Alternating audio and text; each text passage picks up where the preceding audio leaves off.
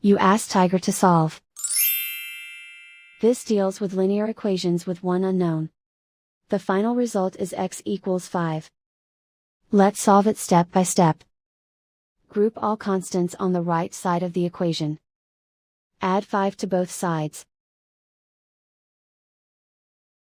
Simplify the arithmetic.